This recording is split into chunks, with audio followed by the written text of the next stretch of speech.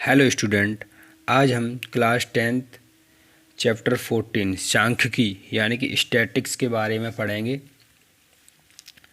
इस चैप्टर से आपको दो प्रकार के प्रश्न बोर्ड एग्ज़ाम में मिलते हैं। तो पहला जो टाइप है उनका वो है वर्गीकृत आंकड़े। दूसरे प्रकार के जो क्वेश्चन हैं वो हैं अवर्गीकृत आंकड़े। ये वर्गीकृत आंकड़ों से आपका 4 नंबर का क्वेश्चन आता है, 4 नंबर और 6 नंबर के क्वेश्चन पूछे जाते हैं। और अवर्गीकृत आंकड़ों से आपके 1 नंबर और 2 नंबर के क्वेश्चन हर साल बोर्ड एग्ज़ाम में आते हैं। तो ये वर्गीकृत आंकड़े क्या होते हैं? तो सबसे पहले जिन क्वेश्चनों में आपको वर्ग अंतराल दिया हो, जैसा कि आप क्वेश्चन देख रहे हैं, ये देखिए यहाँ पे वर्ग अंतराल दिया हो, अगर इस टाइप के क्वेश्चन हो तो वो वर्गीकृत आंकड़ों के अंतर्गत आते हैं और ये क्वेश्चन बोर्ड एग्ज़ाम में 4 नंबर के पूछे जाते हैं। और अवर्गीकृत आंकड़े, यहाँ पे ये देखिए आप, ये क्वेश्चन दिया है, निम्न आंकड़ों का बहुलक ज्ञात कीजिए। ये अवर्गीकृत आंकड़े हैं। तो ये क्वेश्चन 1 या 2 नंबर का आता है। ये देखिए क्वेश्चन 2019 में आ चुका है। इसी प्रकार यहाँ पे ये क्वेश्चन है, निम्न आंकड़ों की माध्यिका ज्ञात कीजिए। तो ये अवर्गीकृत आंकड़े हैं।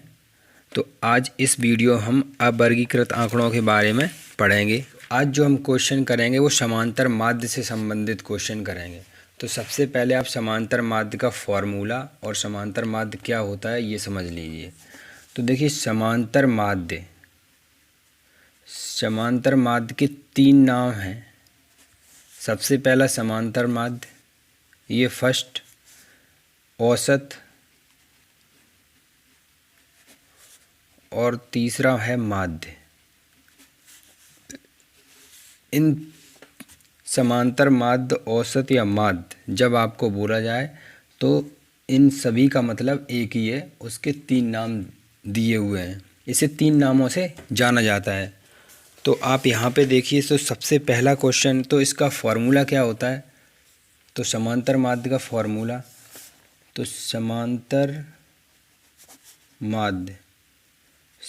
माध्य का फॉर्मूला होता है आपका पदों का योगफल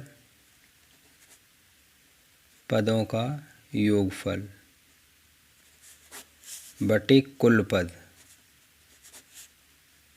ये आपका फार्मूला, जब हम क्वेश्चन में से अप्लाई करेंगे तो आपको अच्छे से समझ में आ जाएगा कि ये फार्मूला को कैसे यूज करते हैं। तो देखिए आप फर्स्ट क्वेश्चन देखिए।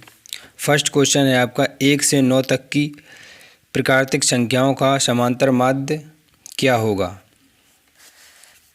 तो सबसे पहले हम 1 से 9 तक की संख्याएं लिख लेते हैं। 1 से 9 तक की संख्या क्या है हमारे पास? 1, 2, 3, 4, 5, 6, 7, 8 और 9। 1 से 9 तक की हमारे पास यही संख्या। अब इनका आपको समांतर माध्य या औसत कहें या माध्य कहें निकालना है। तो सबसे पहले हम क्या करते हैं, समांतर माध्य का फॉर्मूला अभी आपने देखा, समांतर माध्य। तो समांतर माध्य होता है आपका पदों का योगफल, जो आपको पद दिए हैं उन सभी का योगफल, पदों का योगफल बटे कुल पद या पदों की संख्या। तो पदों का योगफल लिख लीजिए। कितने पद दिए, ये सारे यहाँ पे ऐड करना है आपको सभी को। 1 + 2 + 3 + 4 + 5 + 6 + 7 + 8 + 9 अपॉन कितने पद हैं? 1 से लेके 9 तक संख्या है, तो 1, 2, 3, 4, 9 पद हुए, तो 9 से डिवाइड कर दीजिए। यही समांतर माध्य का फॉर्मूला है। आपको जो भी पद दिए हैं उनको ऊपर आपको लिखना है, उनका योगफल करना है, बटे में जितने भी पद आपके हैं उनका डिवाइड करना है, यहाँ पे भाग देना है उनका। तो इन सबको जब हम ऐड करेंगे तो आपका आंसर आएगा 45। 9 से हम डिवाइड करेंगे, 9 पन्ना 45। तो आपका गया 1 से लेके 9 तक की संख्याओं का। तो आइए देखते हैं दूसरा क्वेश्चन। तो सेकंड क्वेश्चन हमारे पास है 1 से 15 तक की सम संख्याओं का समांतर माध्य। तो 1 से 15 तक की सम संख्या, तो सम संख्या हम सबसे पहले लिखेंगे कितनी होती हैं सम संख्या 1 से 15 तक? 2, 4, 6, 8, 10, 12 और 14। यानी 1 से 15 के बीच में जो सम संख्या मिली हमें इतनी मिली, 1, 2, 3, 4, 5, 6, 7। तो 7 सम संख्या हमें मिली। तो हम वही समांतर माध्य का वही फार्मूला यहाँ पे लगाएंगे। हमें समांतर माध्य ज्ञात करना है। तो समांतर माध्य का फार्मूला, समांतर माध्य सभी पदों का योगफल। तो सभी पद आप उनका योगफल लिख लिए। 2 + 4 + 6 + 8 + 10 + 12 + 14 अपॉन कितने पद हैं? 1, 2, 3, 4, 5, 6, 7। 7 पद हैं तो 7 से डिवाइड कर दीजिए। जब हम सभी को ऐड करेंगे तो आपका आंसर आएगा 56/7। इससे हम डिवाइड करते हैं तो 7 × 8 = 56। तो ये आपका 8 आंसर आ गया। तो समांतर माध्य आपका आ गया 8। अगला क्वेश्चन है आपका, किसी राज्य में औसत मजदूरी ज्ञात करने के लिए कौन सी माप उपयुक्त है? तो जब हम औसत निकालते हैं तो औसत के लिए हम सबसे औसत मजदूरी ज्ञात करनी है तो उसके लिए हम कौन सा फार्मूला लगाएंगे? औसत मैंने अभी बताया था, औसत, माध्य, समांतर माध्य तीनों का मतलब एक ही है। को हमें औसत निकालना है तो सबसे ए नंबर जो आपका है माध्य। तो अब इसका आंसर ए नंबर होगा, इसका आंसर होगा माध्य। तो क्वेश्चन है आपका 5, 10, 15, R, 20 और 35 और 40 का समांतर माध्य 21 है। तो आपको क्या क्या संख्याएं दी हुई हैं? 5, 10, 15, R, 20, 35 और 40। इन सभी का समांतर माध्य दिया गया है। समांतर माध्य आपका है 21।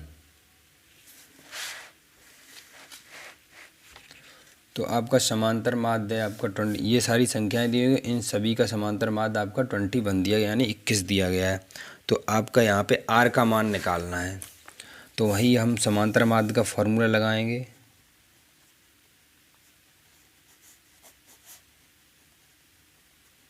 समांतर माध्य बराबर सभी पदों का योगफल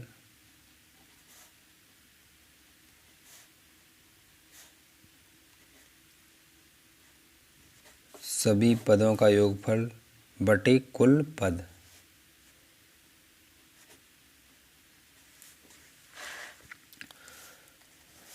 तो सभी पदों का योगफल यहाँ पे लिख लीजिए आप। तो यहाँ पे आप समांतर माध्य लिखा हुआ है, तो समांतर माध्य हमारा कितना दिया है? 21। तो यहाँ पे हम 21 लिखेंगे समांतर माध्य की जगह। सभी पदों का योगफल लिखेंगे, यानी कि 5 + 10 + 15 + R + 20 + 35 + 40 बटे कुल पद। अब आपको कितने पद दिए हुए हैं? 1, 2, 3, 4, 5, 6, 7। 7 पद दिए हैं तो आप 7 से डिवाइड कर देंगे।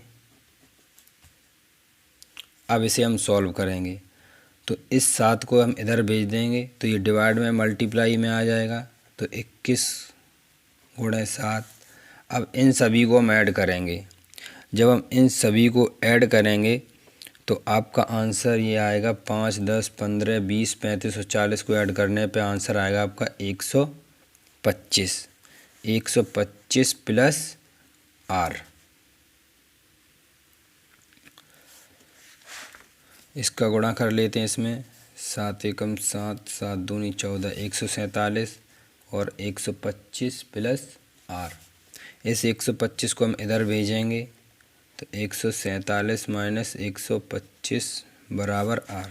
इसे हम सॉल्व करें। 7 ये 2, ये बचा आपका 2, ये 1, तो ये R। तो R का मान आपका आ गया 22, यानी कि 22। यही हमारा आंसर है। तो इसी प्रकार का एक नेक्स्ट क्वेश्चन है, वो भी देखते हैं। हाँ, इस प्रकार के क्वेश्चन बोर्ड एग्ज़ाम में हर साल आते हैं।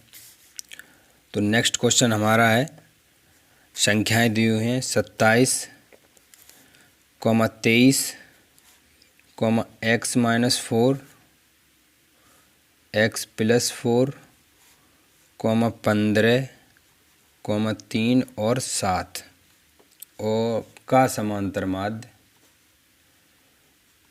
और इनका समांतर माध्य दिया हुआ है आपका, समांतर माध्य दिया हुआ है आपका 15, और आपको निकालना है x का मान।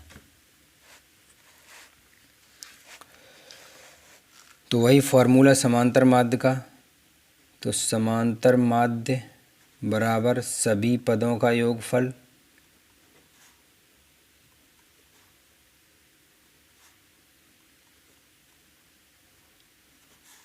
बटे कुल पद। तो देखिए यहाँ पे पद आपके 27, 23, x माइनस 4, x प्लस 4, 15, 3 और 7 दिए हुए हैं। समांतर माध्य 15 दिया हुआ है। तो इस प्रकार के क्वेश्चन मोस्ट इम्पॉर्टेंट क्वेश्चन है और ये क्वेश्चन हर साल आते हैं। तो यहाँ समांतर माध्य आपका 15 दिया हो तो यहाँ पे 15 लिखिए, सभी पदों का योगफल लिखिए यहाँ पे। तो आपको दिए 27 plus 23 plus x minus 4 plus x plus 4 plus 15 plus 3 plus 7, ये सारे हमने योगफल लिख लिया बटे कुल कितने पद हैं, 1, 2। इसको आप एक पद जोड़ेंगे, x माइनस 4 केवल आपका ये एक पद है और x प्लस 4 आपका ये भी एक ही पद जोड़ा जाएगा। तो 1, 2, 3, 4, 5, 6, 7, तो टोटल कितने पद हुए आपके, 7। तो 7 से हम इसमें करेंगे डिवाइड, 7 डिवाइड में इधर हम भेज देंगे।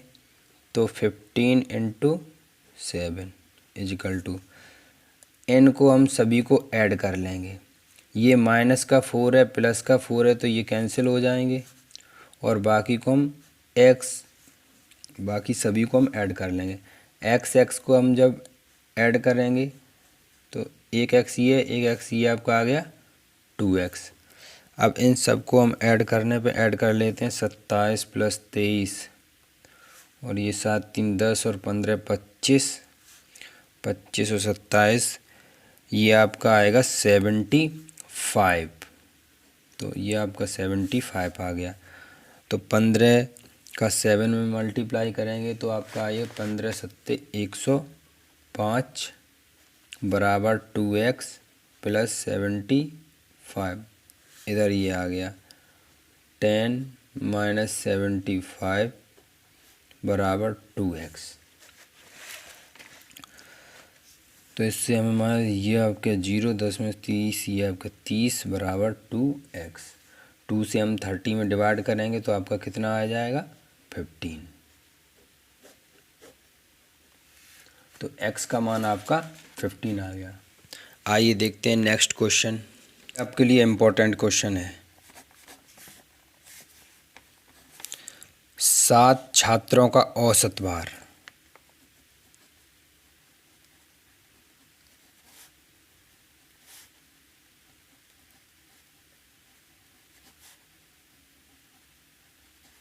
औसत भार दिया आपका 55 kg, 55 किलोग्राम। 6 छात्रों का भार अलग अलग दिया हुआ है तो उनका भार,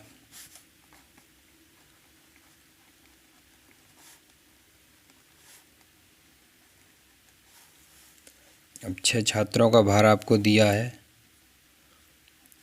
52, 58, 55, 53, 56 और 54 किलोग्राम। 56 और 54 किलोग्राम। तो सभी का भार किलोग्राम में दिया हुआ है। तो 7वें छात्र का आपको भार ज्ञात करना है। तो हम मान लेते हैं यहाँ पे, माना 7वें छात्र का भार x किलोग्राम है। तो यहाँ पे देखिए आपको औसत भार दिया गया, यानी कि समांतर माध्य। जो आपका समांतर माध्य दिया गया है वो आपका 55 किलोग्राम है। हमारा औसत भार कहें या समांतर माध्य कहें, तो औसत भार क्या होगा?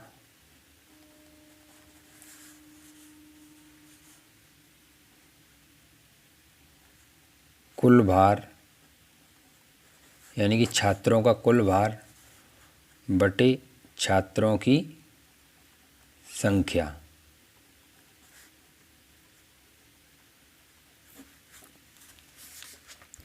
तो औसत भार आपके लिए 55 किलोग्राम है, तो यहाँ पे हम 55 किलोग्राम रखेंगे। तो सॉरी, 55 केवल रखेंगे। अब कुल भार, यहाँ पे आपको कुल भार, अब आपके कितने छात्र हैं? आपके पास 7 छात्र हैं और उनमें से आपको 6 का दिया हुआ है और 1 का आपने x माना है। तो यहाँ पे हम सभी का लिखेंगे 52, 58, 55, 53, 56 और ये 54। अभी 6 छात्र हो गए, हमें 7 दिए हुए और जो 7वें छात्र का हमने भार x माना है, तो उस x को भी लिखेंगे। तो यहाँ पे हम लिख देते हैं x। अब आपके पास कितने छात्र थे? टोटल छात्र आपके पास 7 हैं। 1 2 3 4 5 6 7, तो हम 7 से डिवाइड कर देते हैं यहाँ पे। तो इसका डिवाइड में इधर हम मल्टीप्लाई करते हैं। तो x प्लस 52 प्लस 58 प्लस 55।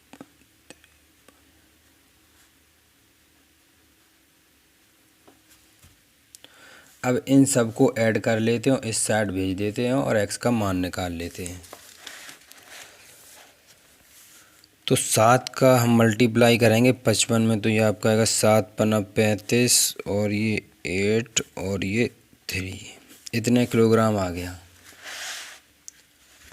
इसका इसमें मल्टीप्लाई किया, ये आपका आया इतना किलोग्राम। अब आपके पास इन सब को ऐड करना है आपको।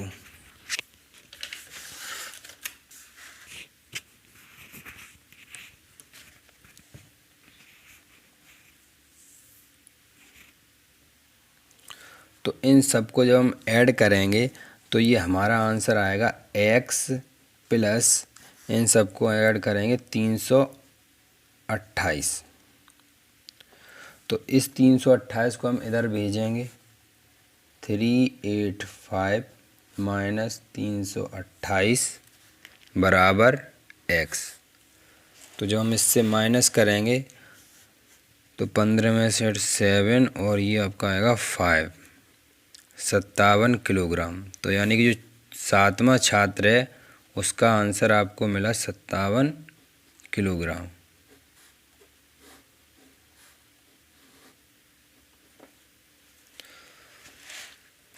अच्छा, आइए देख लेते हैं नेक्स्ट क्वेश्चन। ये भी काफ़ी अच्छा क्वेश्चन है और बोर्ड एग्ज़ाम 2019 में आ चुका है। तो 10 व्यक्तियों का आपके पास औसत भार है।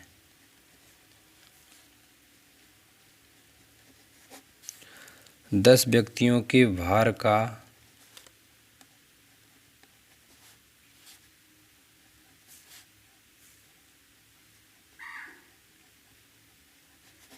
समांतर माध्य। तो समांतर माध्य आपका कितना दिया हुआ है?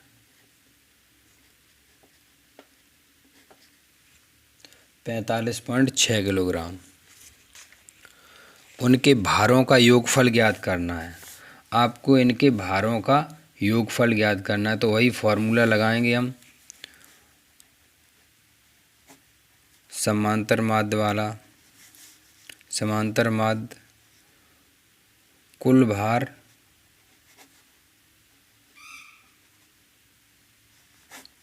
बटे व्यक्तियों की संख्या।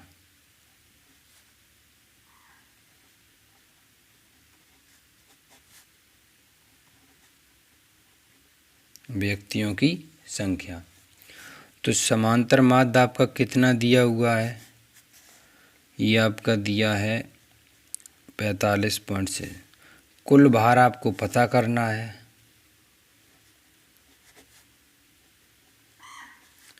व्यक्तियों की संख्या कितनी दी हुई है, 10। 10 व्यक्तियों का भार का समांतर माध्य दिया हुआ था हमें इतना, और हमें व्यक्तियों की संख्या 10 दी गई थी, तो 10 हम यहाँ पे लिखेंगे। अब ये 10 डिवाइड में यहाँ मल्टीप्लाई करेंगे।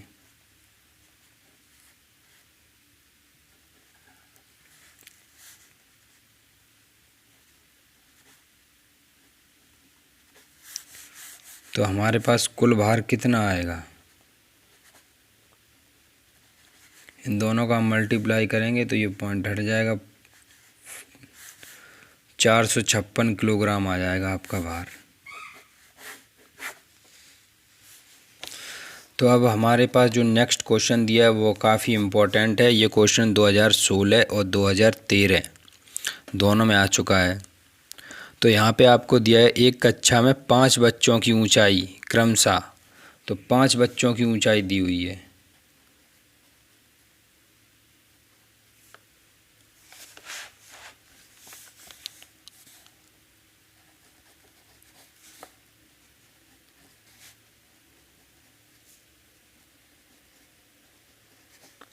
तो 5 बच्चों की ऊंचाई हमारे पास क्या है, 150, 151, 152, 153 और 154। ये आपको ऊंचाई दी है सेंटीमीटर के रूप में, 150, 151, 152, 153, 154 सेंटीमीटर। और आपको समांतर माध्य दिया हुआ है। छठवें बच्चे की ऊंचाई पूछी है, तो हम मान लेते हैं, माना